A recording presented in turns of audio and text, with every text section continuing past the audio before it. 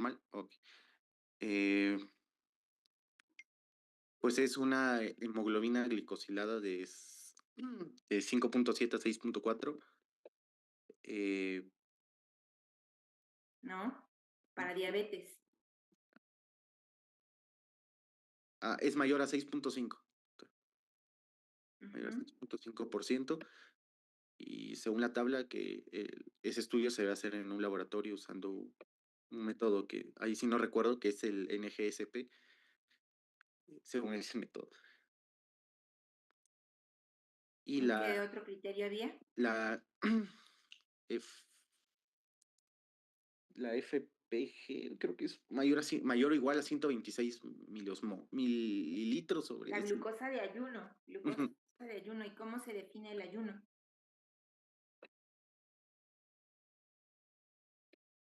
La ausencia de ingesta calórica de al menos 8 horas. Ujú. ¿Y cuál es el otro criterio?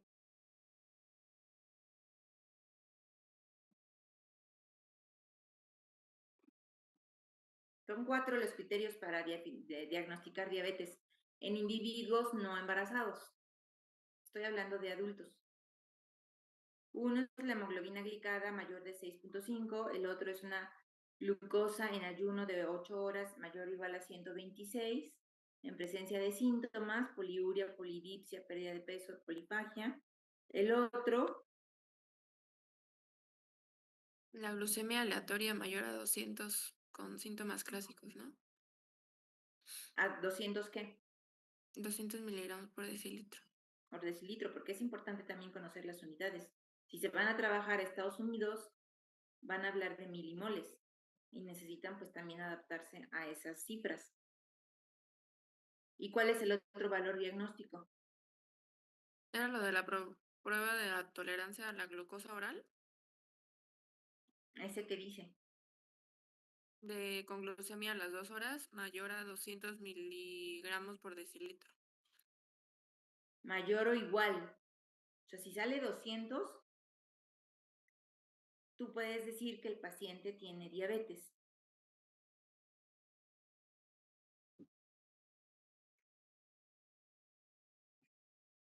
Entonces, quedamos que las metas se tienen que individualizar, las metas de tratamiento. ¿Y a quién le vamos a pedir una hemoglobina glicada menor de 6.5? Pues a aquellos pacientes que no tienen enfermedades asociadas, eh, descontroladas, por ejemplo, que tienen hipertensión o que tienen insuficiencia cardíaca o que tienen obesidad extrema o que han tenido antecedentes de pancreatitis o que tienen problemas respiratorios y que tienen bajo riesgo de hipoglucemia. ¿Qué pacientes son los que tienen bajo riesgo de hipoglucemia? Pues aquellos pacientes jóvenes, ¿no? Aquellos pacientes que tienen la función renal conservada, los pacientes que ya tienen nefropatía o que están en tratamiento con hemodiálisis o con diálisis peritoneal, pues evidentemente tienen mayor riesgo de hipoglucemia. Y a ellos no les vamos a pedir que tengan una hemoglobina glicada por debajo de 6.5. A ellos les vamos a pedir que tengan una hemoglobina glicada por arriba de 6.5. ¿A quién más le vamos a pedir que tenga una hemoglobina glicada por debajo de 6.5? Pues pacientes que tengan un buen ECOG, es decir, un buen estado general de salud, que hagan ejercicio, pacientes con diagnósticos recientes de diabetes y que no tengan complicaciones microvasculares como nefropatía o como retinopatía o como neuropatía. Y a quienes les vamos a pedir hemoglobinas glicadas por arriba de 6.5%. De 6.5 hasta 7.5, no más de 7.5. Aquellos que tengan enfermedades concomitantes o aquellos pacientes con edades avanzadas, más de 70, 75 años de edad. ¿De qué depende esto? Pues de las características de cada paciente, porque puede ser un paciente a lo mejor de 60 años, pero que ya está en hemodiálisis, que ha tenido 2 infartos, por ejemplo, que ha tenido antecedentes de pancreatitis por hipertrigliceridemia, que tiene stents en las coronarias, que tiene neuropatía. A él no le voy a pedir que en ayuno tenga glucosas menores de 90. A él le voy a pedir que las tenga cercanas a 100, por ejemplo, hasta 130. Ok, entonces ahora vamos a ver qué pasa con la contraparte que es la hipoglucemia, que es una de las complicaciones frecuentes que pueden presentar los pacientes con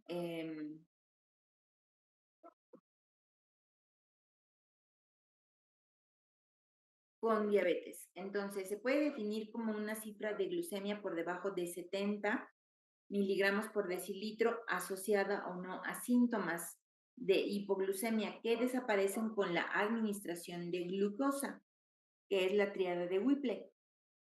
En la diabetes tipo 2 pueden cursar con hipoglucemia postprandial tardía asociado a la pérdida de la primera fase de la secreción de insulina y a una liberación tardía excesiva. O aún los pacientes cuando no han tenido todavía o cuando no han manifestado la diabetes, pueden hacer hipoglucemias reactivas, hipoglucemias postprandiales secundarias a una alteración de la primera fase de secreción de insulina. Y es la urgencia metabólica más común en las personas que utilizan insulina. Es una urgencia sí, ¿por qué? Pues porque las complicaciones son que los pacientes caigan en coma o que los pacientes sufran convulsiones o que tengan daño cerebral a veces irreversible. Entonces hay que evitar que los pacientes, sobre todo de alto riesgo cardiovascular o con neuropatía, por ejemplo, severa, hagan hipoglucemias. Entonces, el criterio de glucemia menor a 70, que son 3.9 milimoles por litro, si ustedes multiplican ese 3.9 por 70, perdón, por 18, ¿cuánto les da?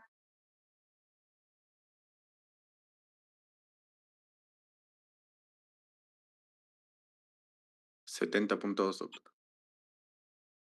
70.2. Entonces, ese es el peso molecular de la glucosa. Y es lo que les decía de manejar los rangos. ¿Y qué hay ahí en la descripción? Pues dice, tener menos de 70 miligramos por decilitro es suficiente, es una cifra suficientemente baja que debe requerir una actuación rápida con carbohidratos y dosis ajustada de terapia de reducción de glucosa. Antes, aquí en México, había unas tabletas de glucosa que equivalían a 15 gramos de, de glucosa o de carbohidratos, que es el equivalente a una cucharada, por ejemplo, de miel de abeja. Y esas tabletas se podían masticar, los pacientes que obviamente estaban conscientes se podían masticar y había que repetir la glucosa capilar a los 15, 20 minutos y ver que la glucosa hubiese subido por lo menos unos 25 miligramos por decilitro de glucosa. Todavía las venden en Estados Unidos, se pueden conseguir y así se llaman glucose tablets y cada tableta contiene 15 gramos de glucosa. Obviamente, si el paciente no está despierto, no está consciente, pues no podemos pedirle que mastique una de esas tabletas y tenemos que ponerle glucagon o tenemos que meterle glucosa a fuerza, ¿no? Con una cuchara y metérselo para que no nos vaya a lastimar. Una hipoglucemia clínicamente significativa, o sea, un nivel 2, cuando tiene menos de 54 miligramos por decilitro, y es lo suficientemente baja para indicar que es una hipoglucemia grave, ¿no? Clínicamente importante. Clínicamente, pues hay síntomas. ¿Cuáles son los síntomas de hipoglucemia que conocen?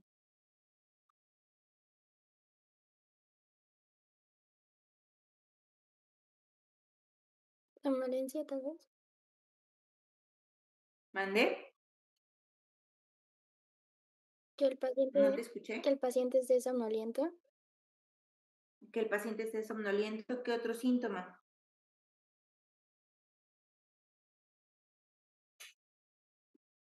Mareos y confusión. ¿Qué otros síntomas? Sudoración excesiva. Ajá, ¿qué más? Visión borrosa. Parestesias. ¿Qué más? ¿Parestesias en dónde?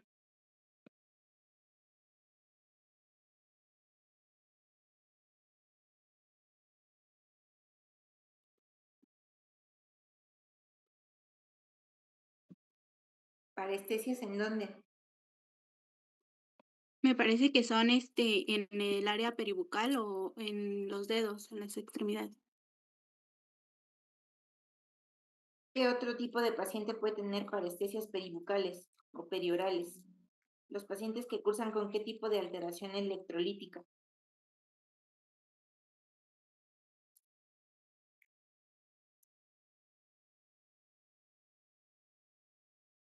Los pacientes que tienen hipocalcemia, esto ya lo habíamos visto en el hipoparatiroidismo, además de la tetania, pueden tener parestesias periorales. Entonces, los síntomas de hipoglucemia no son específicos. Hipoglucemia severa, pues no hay un límite específico, pero es una glucemia asociada con un deterioro cognitivo severo que requiere asistencia interna, inmediata para su recuperación. Y pues tienen aquí el esquema de metabolismo de los hidratos de carbono y los mecanismos de contrarregulación al ayuno y a la hipoglucemia, es decir, los mecanismos a través de los cuales el cuerpo intenta soslayar esa hipoglucemia. Entonces tienen el hígado, tienen el hígado que en el momento en que detecta una glucosa por debajo de 60-62 miligramos por decilitro, va a condicionar un incremento en las concentraciones de glucosa circulante a través de qué? Pues se va a hacer de los ácidos grasos que va a obtener del tejido adiposo, ¿no? A través de una lipólisis, de un incremento de la lipólisis, y va a obtener también glucosa a través de la vía del piruvato y lactato por un aumento de la proteólisis, ¿de dónde? Pues del músculo. Y las respuestas hormonales de las hormonas contrarreguladoras, que esto es importante que lo recuerden para temas de examen, pues son un incremento en la circulación del glucagón, de la adrenalina, del cortisol y de la hormona del crecimiento. Todas ellas van a condicionar un incremento en las concentraciones de glucosa. Y en el hígado, los mecanismos a través de los cuales se va a obtener la glucosa, pues son de la glucogenólisis, es decir, una destrucción del glucógeno y un incremento de la gluconeogénesis. La obtención de glucosa a partir de cualquier substrato que no sea carbohidrato, que me menciona aquí que la conexión a internet es inestable. El hepático se incrementa la utilización de glucosa por el músculo esquelético, que era lo que les decía, y el tejido adiposo, y está además la acción antiproteolítica y antilipolítica, que disminuye el aporte al hígado de precursores gluconogénicos como la alanina y el glicerol. Entonces, esto es lo que hace la insulina al restaurar la normoglucemia, y lo que pasa en la hipoglucemia es lo contrario. O sea, se incrementa la acción proteolítica y lipolítica también para incrementar el número de precursores gluconogénicos como la alanina y el glicerol. Entonces, ¿qué precursores tenemos para la obtención de glucosa en un estado de hipoglucemia? Pues la alanina y el glicerol, ¿no? Entonces, dentro de los mecanismos para mantener la glucosa en el plasma, dentro de un rango estrecho de 60 a 140, tanto en ayuno como posterior a la ingesta. La principal defensa contra la hipoglucemia es la liberación de las hormonas contrarreguladoras, como cuáles ya vimos. El glucagón, la adrenalina, el cortisol y la hormona del crecimiento. Todas ellas son hormonas contrarreguladoras. Y si se fijan, en un incremento de ellas va con una disminución de la insulina. La principal defensa contra la hipoglucemia es la liberación de las hormonas contrarreguladoras, que eso no se les olvide nunca. Estas van a producir o a estimular la síntesis de glucosa y van a reducir la utilización periférica, es decir, van a antagonizar la acción de la insulina. ¿Y cuáles son las principales? Pues glucagón y adrenalina, que se liberan a concentraciones de glucosa plasmáticas por debajo de 65 a 70 miligramos por decilitro. Por eso una de las herramientas de urgencia que tenemos para aliviar la hipoglucemia es el uso de glucagón, ¿no? Que se usa en forma inyectable. El paciente pues, no tiene que abrir la boca y eso nos ayuda con mucho a tener elevación de la glucosa. Por eso los pacientes, por ejemplo, con diabetes tipo 1, que viven con bombas de insulina o que tienen mayor riesgo de tener hipoglucemias, pues deben cargar en teoría, ¿no? Sobre todo si son de alto riesgo y ya tienen complicaciones crónicas, deben cargar con una pluma de glucagón a donde vayan, a donde viajen, justo para evitar las hipoglucemias. La hormona del crecimiento y el cortisol con valores menores de 60 miligramos por decilitro, que también se liberan con la glucosa. Primero se liberan glucagón, adrenalina y glucagón, y después se va a liberar la hormona del crecimiento y el cortisol. Por eso, si se acuerdan, cuando hay un estado de hipercortisolismo persistente como en el síndrome de Cushing o una persistencia de la elevación de las concentraciones de hormona del crecimiento como en la acromegalia, los pacientes tienden a tener hiperglucemia y si esto persiste o además hay factores de riesgo como resistencia a la insulina o antecedentes heredofamiliares de diabetes, pues el paciente termina desarrollando diabetes. Otras condiciones son, por ejemplo, cuando hay un incremento persistente de las catecolaminas como la adrenalina en el feocromocitoma, esa es otra causa de diabetes, o cuando hay tumores neuroendocrinos como el glucagonoma, pues también va a haber diabetes. Entonces, otra vez aquí, vean, tienen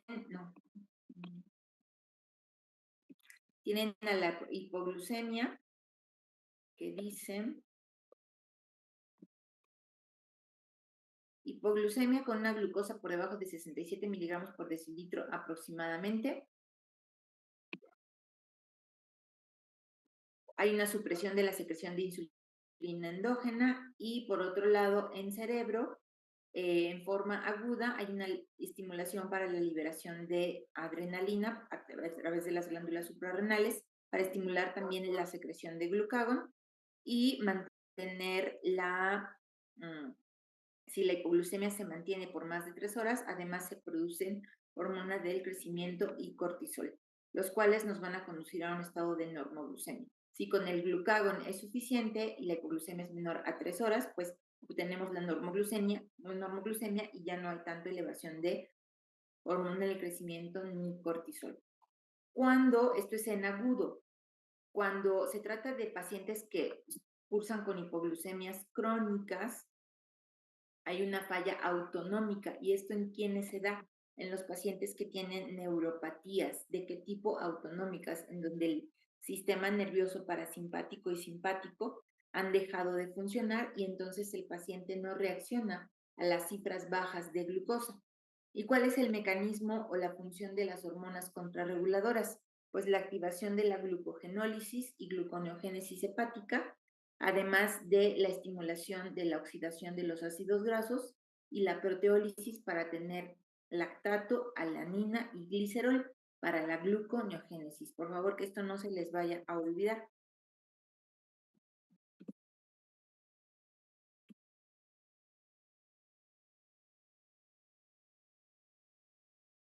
Entonces, ¿cuáles son los signos y síntomas asociados a la hipoglucemia? El cansancio, la sudoración, la taquicardia, las palpitaciones, el temblor, la ansiedad, irritabilidad, que habla de neuroglucopenia, la sensación de hambre, cambios de humor, cefalea, hipotermia, alteraciones visuales, depresión, confusión, crisis convulsivas. Las manifestaciones adrenérgicas suelen presentarse con valores por debajo de 60 miligramos por decilitro. Los datos de neuroglucopenia leve incluyen cifras entre 50 y 45 miligramos por decilitro. Insisto, si el paciente ya tiene neuropatía autonómica, aún presentando glucosas de 45 o 50 miligramos por decilitro, no va a tener manifestaciones.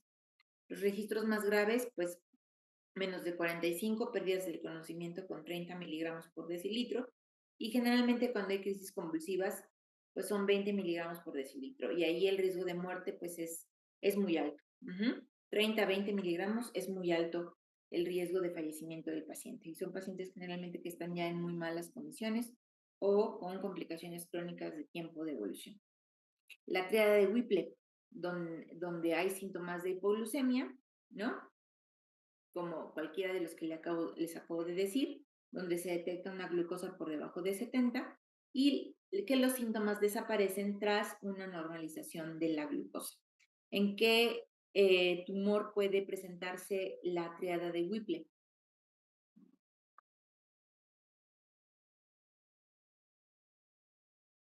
¿Alguien sabe?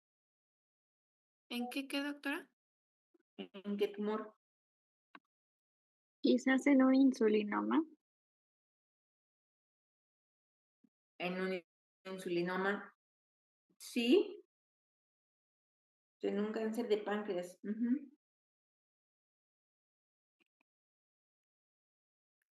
Clasificación de la hipoglucemia. Grave cuando requiere la asistencia de otra persona para que le administre carbohidratos, glucagón o glucosa, que es lo que les estoy diciendo, o pueden asociarse con pérdida del conocimiento, convulsiones o ambas. Sintomática documentada cuando hay síntomas y la glucosa es por debajo de 70 miligramos por decilitro, o sea, no hay pérdida del estado de conciencia, pero sí es sintomática. Asintomática cuando es un evento sin síntomas, pero la glucosa está por debajo de 70 miligramos por decilitro. Sintomática probable cuando el paciente tiene síntomas parecidos a la hipoglucemia, o sea, que está cansado o suda, o tiene taquicardia, o tiene palpitaciones, o tiene temblor, o tiene irritabilidad, o tiene sensación de hambre, o tiene cambios de humor como el enojo, la cefalgia, la hipotermia, alteraciones visuales, pero no hay forma de determinar si o de corroborar que efectivamente se trate de una hipoglucemia. Y la pseudohipoglucemia, cuando hay síntomas, como los que acabamos de mencionar, pero la glucosa se encuentra por arriba de 70 miligramos por decilitro. Son pacientes en quienes se dan estas pseudohipoglucemias, en pacientes que por lo general están descontrolados, que tienen hemoglobinas glicadas altas, más de 8, 9, 10, y que de pronto comienzan a controlarse, ¿no? Van al doctor, el doctor a lo mejor les inicia insulina, los valores de glucosa comienzan a bajar, pero el paciente se siente mal. O sea, el paciente tiene 90 de glucosa en ayuno, pero el paciente siente que se muere porque siente que se desmaya, siente ansiedad, siente frío, pues sí, porque su cuerpo ha estado sometido a una glucotoxicidad y a un estado de lipotoxicidad, y estos estados de toxicidad van a tardar más de 3 meses en revertirse. Y entonces es cuando el paciente, su cerebro va a empezar a censar los valores de glucosa de 90 o menores, ¿no? 70, como valores normales. Entonces ahí es donde tenemos que tener mucho cuidado en los tratamientos. Entonces, ¿qué causas pueden dar las hipoglucemias? Y digo, hipoglucemias pues, pueden tener todas las personas. Aquí el problema son los mecanismos de regulación que tengan. Los pacientes con neuropatías crónicas muy severas pues van a tener perdidos esos mecanismos de regulación y eso evidentemente va a hacer que las hipoglucemias sean más severas. Los pacientes que tienen resistencia a la insulina pues también pueden hacer hipoglucemias reactivas, ¿no? Postprandiales, pero también van a tener todavía conservados los mecanismos de autorregulación y pues requieran pues de alguna asistencia externa para mejorar su valor de glucosa.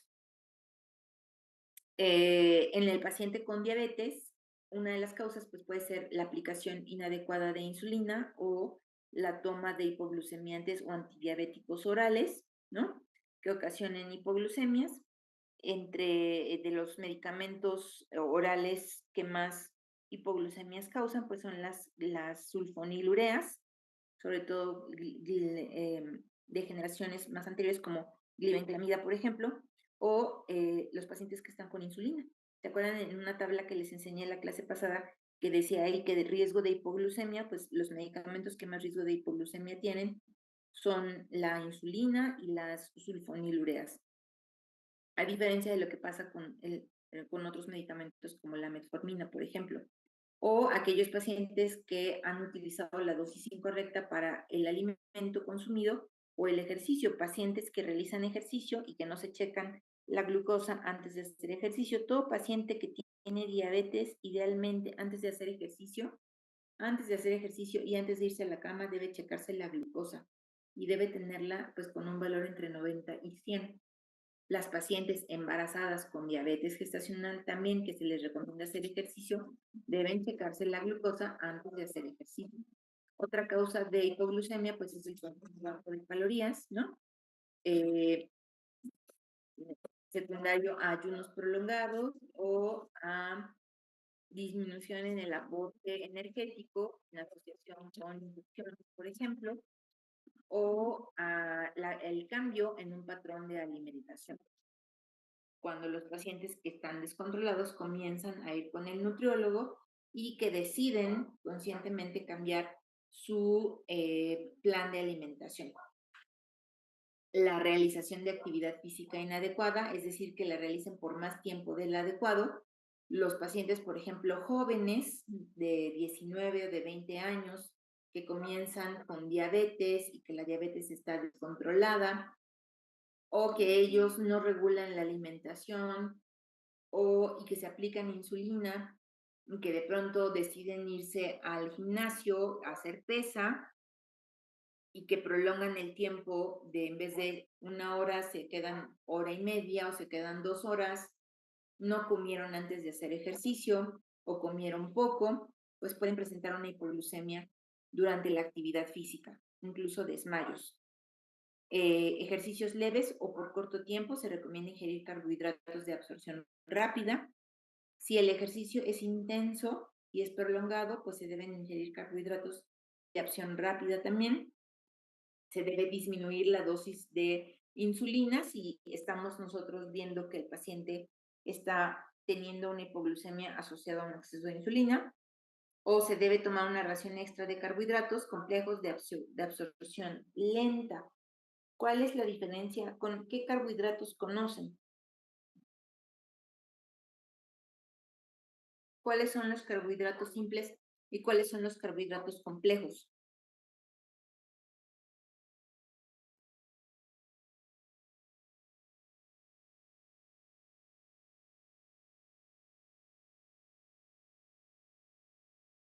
Los simples, ¿Alguien sabe? los simples son los monosacáridos, que es la glucosa, la fructosa, la galactosa. Y los disacáridos también son simples. Y los complejos ya son los polisacáridos. ¿Y como en qué alimentos vienen? ¿Los polisacáridos? Ambos, tanto los carbohidratos simples como los carbohidratos complejos. Porque aquí les estamos pidiendo a los pacientes que consuman ¿qué tipo de carbohidratos? Simples, para que sea de absorción más rápida. Pues lo simples es el azúcar, ¿no, doctora? No sé, la leche. La manzana, el plátano, las fresas, la leche, como es llamado. La miel, creo también. La miel es de absorción rápida. Por eso se utiliza cuando los pacientes hacen hipoglucemias, por ejemplo. Que a lo que les decía de las tabletas de glucosa que tienen 15 gramos, pues que equivale más o menos a una cucharada de miel. Si el ejercicio es intenso, no. Ok. Y cuando el paciente consume alcohol, pues el alcohol inhibe la gluconeogénesis y puede causar hipoglucemias en las siguientes 6 a 24 horas después de su consumo. O sea, en la semana vino un paciente que tiene diabetes desde hace 10 años, él tiene 47 años ahorita, es un paciente que realiza ejercicio, es un paciente que no fuma y es un paciente que utiliza insulina, pero él se pone la insulina de acuerdo a los valores de glucosa que él maneja, y aquí su problema pues es que él se queja de que hace hipoglucemias, ¿no? Y no sabe cuál es la causa de las hipoglucemias. Es un paciente que tiene alcoholismo desde los 18 a 24 años de edad Y hasta ahorita las pruebas de funcionamiento hepático están muy bien, pero vino a la consulta porque se hizo un ultrasonido de hígado y en el ultrasonido salió que tenía hígado graso. Entonces se asustó, se hizo un fibroscan y en el fibroscan salió que tenía hígado graso sin datos de fibrosis y entonces se asustó por el hígado graso. Pero él no reconoce, él toma alcohol por lo menos 3 veces a la semana, 3, 4 veces a la semana y cuando toma, pues toma hasta la embriaguez. Y él no reconoce, o sea, a pesar de que se le explicó y de que se le hizo evidente con el automonitoreo que las hipoglucemias se presentaban después del consumo de alcohol, él no reconoce o no le achaca a la toma de alcohol porque dice que es mínima, cuando su esposa dice que es lo contrario, a la toma, que las hipoglucemias que hace de 64, de 70 y pico, y se siente mal con esas glucosas, porque normalmente él anda con glucosas entre 140 y 150. Entonces, con él es un tema. Entonces, a él más que ajustarle el tratamiento, porque él quería que le extraiga el tratamiento, pues más que ajustarle el tratamiento, yo necesito que él deje de tomar alcohol para que entonces podamos lograr un control objetivo o un control adecuado de su glucosa. Y evidentemente lo que hice, además de le dejé tratamiento para la dislipidemia, pues lo envié con la psicoterapia, porque me dijo, es que no quiero que me manden a un centro de rehabilitación, porque yo ya he estado en esos centros de rehabilitación y yo ya me sé los discursos. A mí nadie me tiene que decir qué es lo que tengo que hacer, porque yo sé lo que tengo que hacer. Entonces, ese es un discurso que van a escuchar muchas veces en los pacientes que sufren de alcoholismo, por ejemplo, ¿no? Entonces lo mandé con el psicoterapeuta y no le dije, no te voy a mandar a un centro de rehabilitación, te voy a mandar con el psicoterapeuta. Y si el psicoterapeuta nos dice que necesitas de un psiquiatra, que yo creo que sí, pues te vas a ir con el psiquiatra. Eso no le dije, yo creo que sí, no se lo dije al paciente, pero pues sí, ni tampoco le dije a él que estaba en negación, simple y sencillamente le dije, tiene que ir con el psicoterapeuta y tiene que darse cuenta y hacer consciente algunas de las situaciones que le están provocando la hipoglucemia en este momento. Porque muchas veces ustedes pueden enfrascarse de verdad en una discusión sin llegar a los gritos, pero en una discusión de más de 2 horas con un paciente y el paciente va a seguir en la negación de los factores que lo llevan a la hiperglucemia o que lo llevan a la hipoglucemia. Pero bueno, el alcohol pues debe recomendarse, si se va a tomar, pues que no se tome en exceso y siempre tomando agua y consumiendo alimentos. El paciente es ideal que consuma alimento antes de tomar alcohol, ¿no? Y si el paciente está descontrolado, pues definitivamente evitar el consumo de alcohol y sobre todo los fermentados como la cerveza, que pueden elevar más todavía la glucosa, ¿no? El uso de antagonistas beta-adrenérgicos que nos van a evitar, ¿no? o a tapar los síntomas de hipoglucemia y se pueden potenciar con el uso, por ejemplo, de sulfonilureas. Entonces también hay que preguntar si el paciente está tomando medicamentos, por ejemplo, como el propranolol, que es un medicamento beta bloqueador no específico que puede inhibir la lipólisis y al mismo tiempo puede enmascarar los efectos de la hipoglucemia. Otras causas pueden ser los antecedentes de hipoglucemias previas, tener una hemoglobina glicada por debajo de 6. Tenemos que tener cuidado de no llevar al paciente a hemoglobinas glicadas tan bajas, o la pérdida, lo que les decía, en pacientes crónicos con neuropatía, la pérdida de los mecanismos de contrarregulación o antecedentes ya de daño renal, en donde la insulina pues va a tener un mayor tiempo de circulación plasmática o un daño hepático, donde pues va a haber menor reserva de glucógeno o insuficiencia cardíaca congestiva. Entonces, ¿cómo podemos prevenirla? Pues hay que evaluar en cada paciente los factores de riesgo y ajustarles tratamiento. Hay que educar al paciente. Todas las consultas con paciente diabético, todas las consultas son oportunidades para brindar algo de educación. Hay que sugerir siempre el monitoreo frecuente de la glucemia, el que tiene el recurso para usar el sensor, ¿no? el sensor capilar, que es el freestyle, pues lo puede usar. El que no, pues bueno, por lo menos con glucemias capilares, la flexibilidad en el esquema de tratamiento, debemos también ajustarnos a veces a los tiempos de alimentación del paciente o de los horarios de trabajo, los pacientes que viajan mucho, tienen que estar en aviones la mayor parte no sé, mes, que tienen que estar en aviones 2, 3 veces, y siempre tenemos que individualizar las metas de control. Eso siempre recuérdenlo.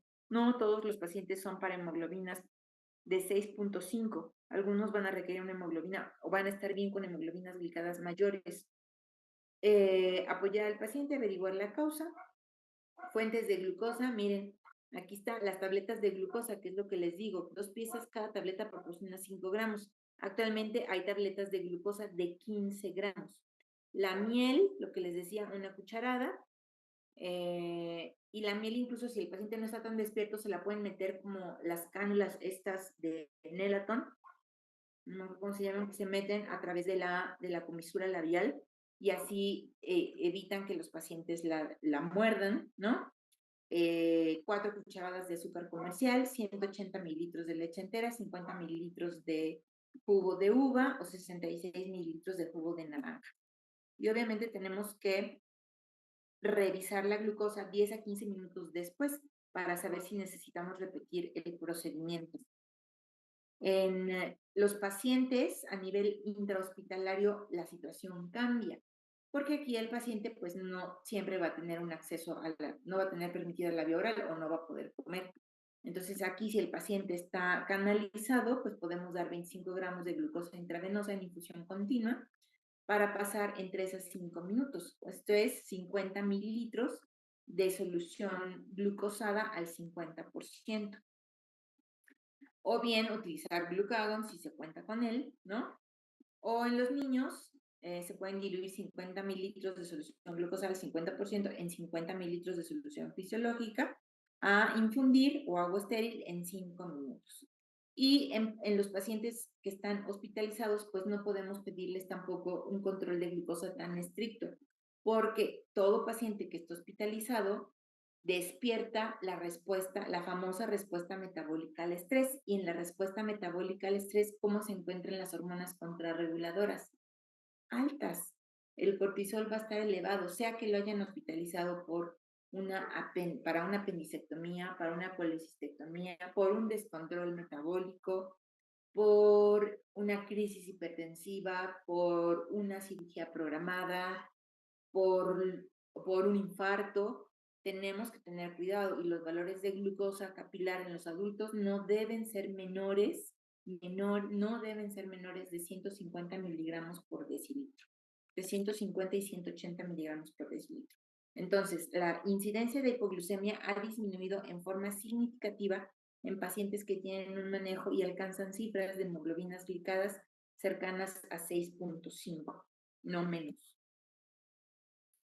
Entonces, ahora, hablando de las complicaciones agudas de la diabetes, cuando la glucosa está arriba de 250 miligramos por decilitro o más, pues pueden tener, estamos hablando bien de la cetoacidosis diabética o bien del estado hiperosmolar hiperglucémico o síndrome hiperosmolar hiperglucémico, también llamado estado hiperglucémico hiperosmolar no cetóxico, que puede ser un estado combinado cuando coexisten las dos situaciones, que puede ser, que es una de las complicaciones agudas más graves de la diabetes mellitus, caracterizada por hiperglucemia grave, la deshidratación extrema, hiperosmolaridad del plasma, alteraciones del estado de alerta y ausencia de acidosis debida a cuerpos cetónicos. Ese es el estado hiperosmolar hiperglucémico. Y este se va a detectar con más frecuencia en diabetes tipo 2 que en diabetes tipo 1, porque en el estado hiperosmolar hiperglucémico todavía hay insulina que produce el páncreas. ¿Qué factores precipitantes hay asociados al estado hiperosmolar? A ver, Esther, ¿puedes leer cuáles son esos factores precipitantes, por favor? Sí, es neumonía del 40 al 60%, infecciones del tracto urinario de 5 a 16%, que puede ser poco, nulo o por inadecuado tratamiento. Pancreatitis, obstrucción intestinal e insuficiencia renal, diabetes mellitus no diagnosticada, en edad avanzada, síndrome de Cushing y tirotoxicosis. Que es un Tiacidas, hipertiroidismo. Ajá. ¿Y de los fármacos, cuáles? tiacidas, diuréticos de asa, bloqueadores de los canales de calcio, diazóxido, propanolol, esteroides, inmunosupresores, fenitoína, cimetidina, la acción o la secreción de insulina, Porque disminuyen la acción de la secreción de insulina. nutrición. Entonces, ¿qué son las tiacidas?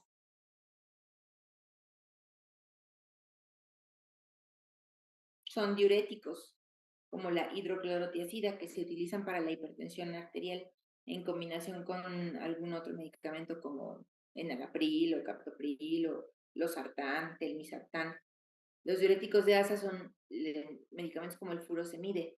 Entonces, por ejemplo, pacientes de edad avanzada con hipertensión y que de pronto están utilizando diuréticos y que tienen o van a desarrollar diabetes y están usando un diurético o que ya tienen diabetes y de pronto dejan de comer o dejan de tomar agua porque tienen una neumonía a lo mejor y además dejan de consumir agua, dejan de tomarse el medicamento para la diabetes, pero se están tomando el diurético para la hipertensión, por ejemplo, pues fácilmente pueden hacer un estado hiperosmolar. Igual de los bloqueadores de los canales de calcio. El diazóxido es un medicamento que se utiliza, de hecho, para la nesidioblastosis. Los esteroides, el uso crónico de esteroides o las dosis altas de esteroides, los anticonvulsivantes como la fenitoína, las nutriciones parenterales, los pacientes que están hospitalizados y que utilizan nutriciones parenterales, hay que tener mucho cuidado, entonces siempre hay que estar en contacto con el nutriólogo y decirle, oye, este paciente tiene diabetes, necesito que le pongas insulina a la nutrición parenteral.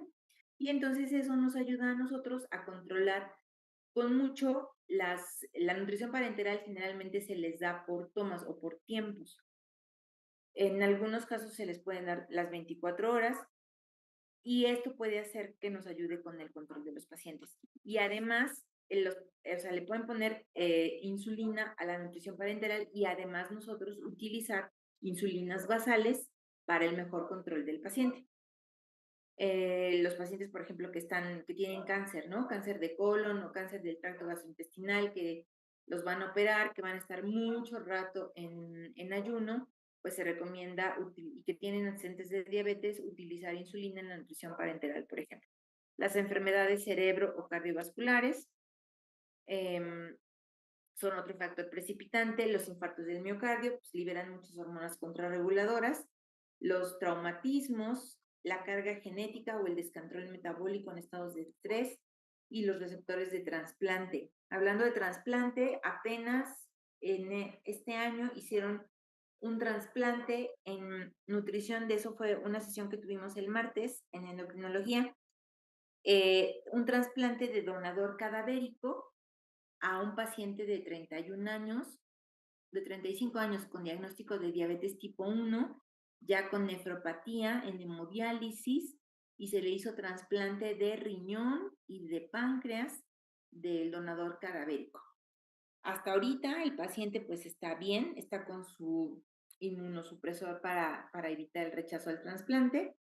El cirujano puso ahí fotos de cómo comienza el páncreas cuando se trasplanta, cómo comienza con su secreción exócrina, ¿no? Hacia el intestino y cómo el riñón también comienza a ver el gasto urinario. Entonces, pues habrá que ver en un futuro cómo les va a estos pacientes. Y pues la idea no es llegar al trasplante, y sobre todo pacientes ya así descontrolados. La idea es prevenir, pero bueno, pacientes tipo 1, en los que no se puede prevenir a lo mejor de diabetes tipo 1, evitar lo más que se pueda las complicaciones y pues bueno, ahí tienen otra opción de tratamiento. Entonces, ¿qué pasa con la fisiopatología del estado hiperosmolar? Hay una deficiencia relativa de insulina. Al haber esa deficiencia relativa de insulina, el cuerpo lo va a censar como un estado de hipoglucemia a nivel intracelular y va a despertar la producción de hormonas contrarreguladoras ¿Y cuáles eran esas hormonas contrarreguladoras?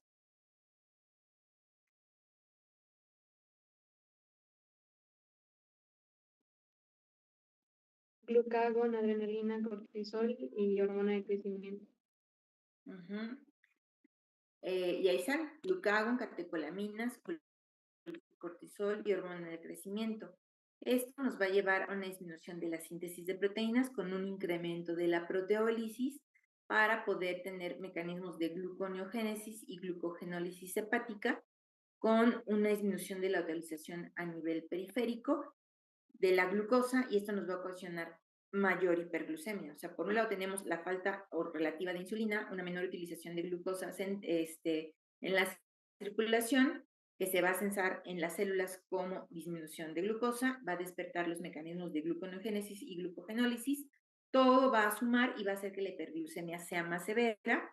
El paciente va a tener síntomas como poliuria asociado a glucosuria, con la presencia de una diuresis osmótica, se va a deshidratar, esto va a ocasionar disminución en las concentraciones de sodio, por ejemplo, va a tener incremento de la osmolaridad. Sabemos que la osmolaridad normal va de 290 más o menos 10 miliosmoles por kilogramo de peso.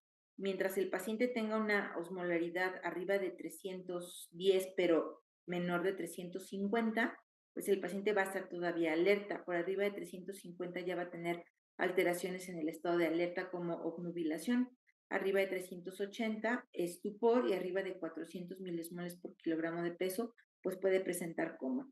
Todo esto, la deshidratación, la pérdida de agua, electrolitos, la glucosuria va a condicionar a oliguria y posteriormente a anuria si la deshidratación sigue y esto nos puede llevar a un choque del que el paciente no va a salir y puede fallecer. Asociado a las alteraciones en el estado de alerta y al malestar general, pues puede haber disminución en la ingesta de líquidos, lo cual nos va a exacerbar la hiperosmolaridad. Esto nos va a incrementar la osmolaridad en sangre y van a disminuir el estado de alerta. Va a haber hiponatremia, que les decía, asociado a la pérdida de agua, pues se pierde sodio, se pierde agua, perdón, se pierde potasio, y pues va a elevarse la glucosa a nivel del líquido extravascular. Entonces, todo esto es como la fisiopatología del estado hiperosmolar. ¿Y qué manifestaciones clínicas tiene el paciente? Pues va siendo una evolución de manera progresiva, ¿no? En el transcurso de días a semanas, dependiendo de la reserva pancreática que el paciente tenga y de las condiciones del paciente. Primero, pues se va a presentar el descontrol metabólico, se va a empezar a elevar la glucosa, el paciente puede presentar fatiga, que va progresando, visión borrosa, las famosas P's del diagnóstico de diabetes, la poliuria, la polidipsia, pueden presentar calambres musculares, parestesias, que son también una manifestación de la hipoglucemia, por eso les digo que es una manifestación no específica, y pues puede haber pérdida de peso, ¿no? Sobre todo cuando se hace el estado hiperosmolar, la primera manifestación de la diabetes en una persona. De ahí los datos de deshidratación por exploración física, que incluyen la disminución de la turgencia de la piel, con sequedad de mucosas. Aquí vemos cómo está lo de la turgencia de la piel, vean el brazo, ¿no? Y de ahí, pues vamos a los datos de hipovolemia, en donde puede haber hipotensión, taquicardia. Esto está relacionado con hipoperfusión tisular y disminución de los volúmenes urinarios, oliguria, que puede llegar hasta la anuria y el choque, dolor abdominal, náuseas, vómito y ausencia de ruidos intestinales asociado a un hilio paralítico, asociado a hipocalemia. Aquí, pues bueno, el paciente ya está muy, muy mal y son pacientes que requieren ser internados de manera urgente, tanto niños como adultos. De ahí, pues bueno, si además el paciente ya se conocía con diabetes y hay un descontrol crónico, presencia de hígado graso, pues puede haber distensión de la cápsula de Gleason y eso ocasionar dolor en el cuadrante superior derecho. Vean este acto de hepatitis, ¿no? La infiltración grasa del hígado, las alteraciones del estado de alerta, que van desde la letargia hasta la desorientación y el coma, las alteraciones concomitantes del sistema nervioso central, que incluyen pues inicialmente irritabilidad, confusión, después convulsiones, o asociada al uso de anticomiciales como la fenilidantoína. Y si hay además datos de infección que siempre tenemos que buscar como factor precipitante para el desarrollo de un estado hiperosmolar no cetósico, pues buscar datos de sepsis. ¿Qué datos de sepsis? Hipotensión, que puede sí estar condicionada por la deshidratación, la falta de ingesta de líquidos, pero además por la misma infección, la fiebre, o la ausencia de fiebre en pacientes que son anérgicos, pacientes con diabetes muy descontroladas y ya con daño neuropático, en donde no van a presentar necesariamente fiebre, taquipnea, ¿no? Y por laboratorio, entonces va a llegar el paciente pues en malas condiciones. Ustedes tienen que hacer pues por interrogatorio con el familiar que llegue, preguntar, ¿su paciente tiene diabetes? No es diabetes, ¿su paciente tiene diabetes? Sí, ok, pues lo primero que se hace es hacer una glucemia capilar. De ahí, si la glucemia capilar no aparece o muestra un valor de alto, high, pues tienen que hacer una gasometría para ver inmediatamente cómo está el pH y saber si se trata solamente de un estado hiperosmolar o se trata de una cetoacidosis, de un estado combinado. Calcular la osmolaridad con la brecha aniónica, el anion gap, ¿no? Y determinar si hay cetosis. Valorar los cuerpos cetónicos, idealmente en sangre, en orina pues no son diagnósticos. Puede haber falsos positivos, ¿no? O sea, es que haya cuerpos cetónicos en la orina, pero que no necesariamente correspondan con una cetoacidosis. Medir la osmolaridad es importante, necesitamos los valores de sodio, de glucosa, para tener la osmolaridad efectiva, ¿no? Los valores de creatinina para saber si el paciente tiene insuficiencia renal, hacer un electrocardiograma para saber si hay alteraciones derivadas del ritmo cardíaco por las alteraciones en potasio y además si el paciente está teniendo un síndrome isquémico coronario agudo, pues se tiene que prender el código infarto en el hospital y pues bueno, tiene que bajar terapia intensiva también. Entonces no están solos, no van a estar solos en el internado, van a estar con médicos de base y es interesante y es bonito cuando se trabaja en equipo y se logra sacar a los pacientes de estos estados de descompensación grave. Obviamente hay que tomar una muestra de orina, si está orinando hay que poner una sonda urinaria, ¿no? Porque pues, hay que medir uresis estricta, hay que cuantificar electrolitos séricos, hacer estudios de gabinete para descartar proceso infeccioso, ¿no? Más frecuente de vías urinarias o neumonías, hacer una biometría hemática para corroborar si hay datos que nos confirmen que hay infección y cultivo si es necesario. Entre los leucocitos normales en sangre pues van de 5.000 a 10.000 sobre milímetro cúbico. Cuando hay datos de sepsis, los leucocitos se van arriba de 10.000, 12.000, 20.000, más de 30.000, pues una reacción, dicen, leucemoide, ¿no? O una sepsis severa.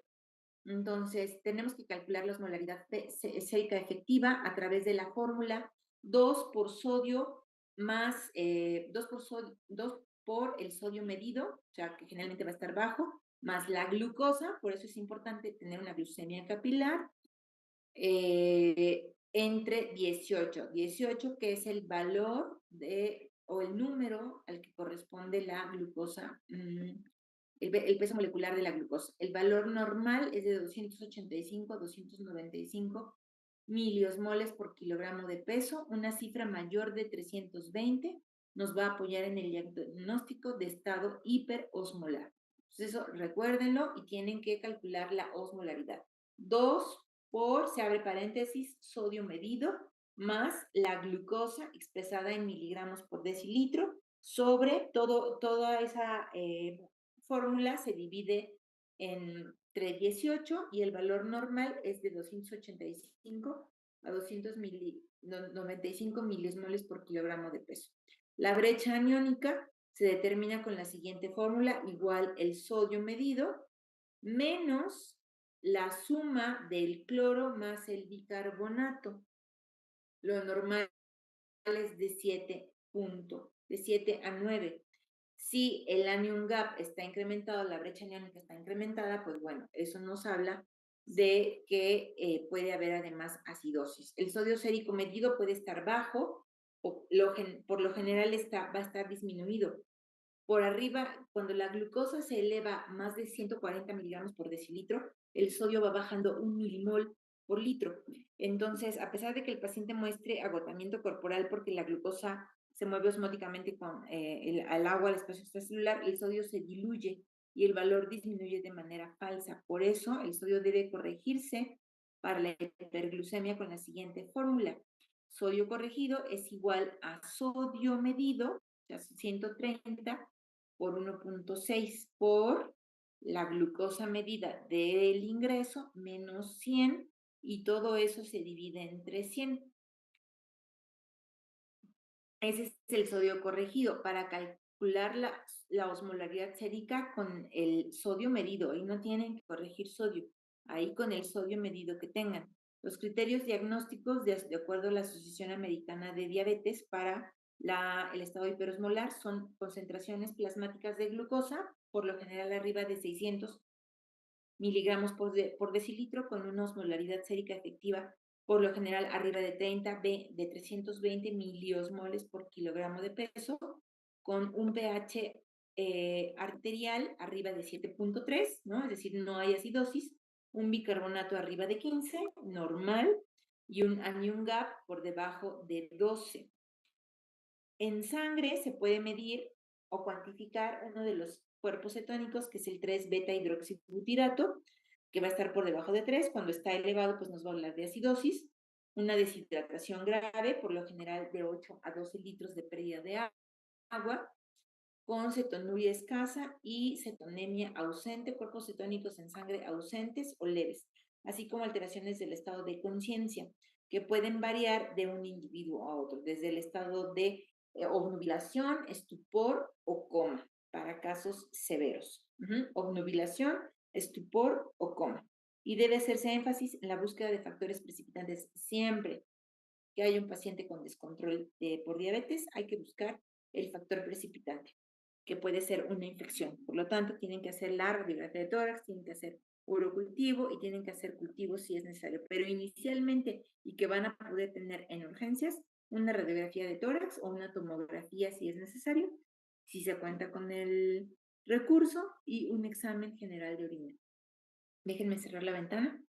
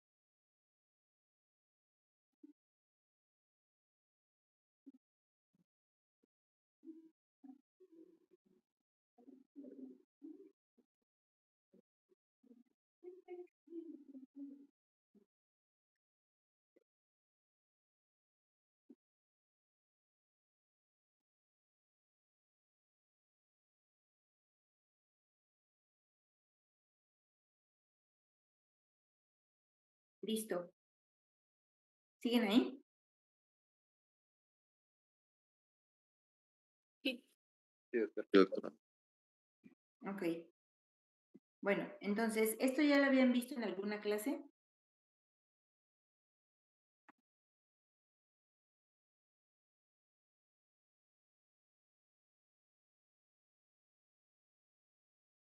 jóvenes?